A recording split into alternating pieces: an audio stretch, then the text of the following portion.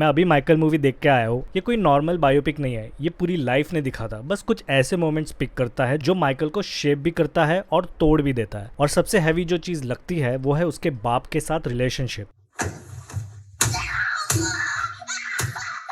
Starting में तुम्हें लगेगा कि ये एक स्ट्रिक्ट फादर है जो बस अपने बच्चों को सक्सेसफुल देखना चाहता है। डिसिप्लिन, प्रेशर, सब जस्टिफाइड सा लगता है।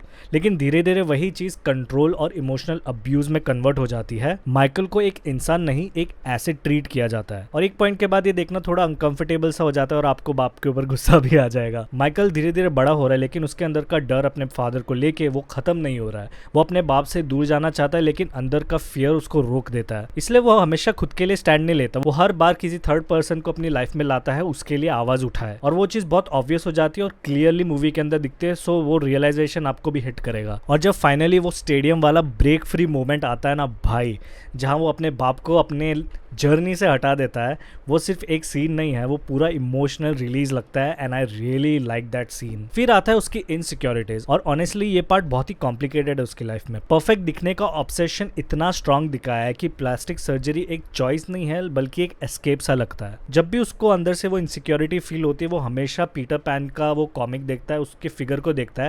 फॉर एग्जाम्पल एक सीन है जहाँ पे पीटर पैन की नाक दिखा है जिसमें बहुत शार्प है, तो वो उसके ऊपर ऐसे हाथ घुमाता है, तो वो समझ में आता है कि ही वांट्स समथिंग जो ऐसा दिखे।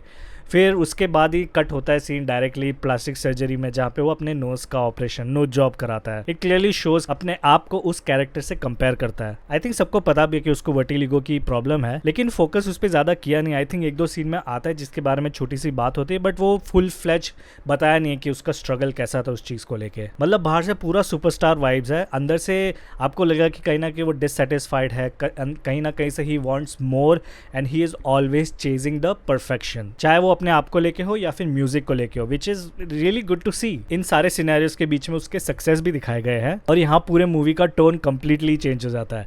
क्रिएशन प्रोसेस, लाइव परफॉर्मेंसेस इतना सेटिस्फाइंग लगता है कि थिएटर के अंदर डांस करने का भी मन करे। मैं खुद अपनी सीट से एकदम आगे आ गया था और ये ऐसे ऐसे कर रहा था, अपनी बॉडी हिला रहा था, क्योंकि वो म्यूजिक ही इतना ऐसे फंकी सा और एकदम जैजी सा म्यूजिक है, तो वो वाइब करने की बहुत इच्छा होती है। और वो सीन्स लिटरली बहुत अच्छे, ट्रस्ट मी। उसके highly popular songs, beat it, thriller का प्रोसेस कैसा हुआ था, वो सारी चीज़ें भी बताई है। और थिएटर के अंदर वो सुन के बहुत अच्छा लगता है, क्योंकि हमने तो वो यूट्यूब या फिर टीवी पे देखा था, राइट। थिएटर के अंदर वो एक कॉन्सर्ट जैसा फील आ रहा था, तो that was an amazing experience. Okay, सब अच्छी चीज़ें तो बता दी, प्रॉब्लम बताता हूँ। मूवी जितनी स्ट्रांग स्टार्ट होती है उतनी ही जल्दी ख़त्म भी हो जाती है।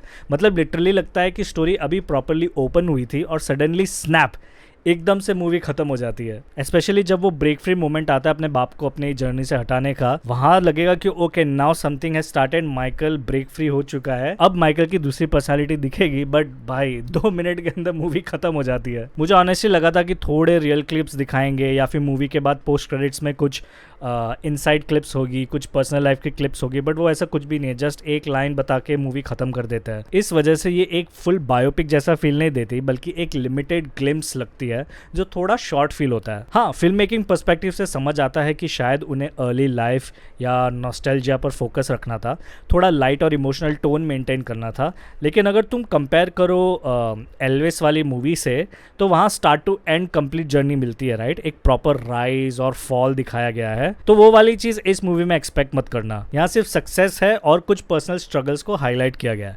मैं ये नहीं बोल रहा कि मूवी अच्छी नहीं है, मैं ये भी नहीं बोल रहा कि मैं वापस देखूंगा नहीं, मैं डेफिनेटली वापस देखूंगा, लेकिन एक्सपेक्टेशंस क्लियर करना चाहता हूँ मैं तुम्हारी। ये full end to end biopic नहीं है, ये मूवी सिर्फ उसके एक लाइफ का पार्ट दिखाती है और बस वहीं तक रुक जाती है। सो जाओ और देखो माइकल इन थिएटर्स।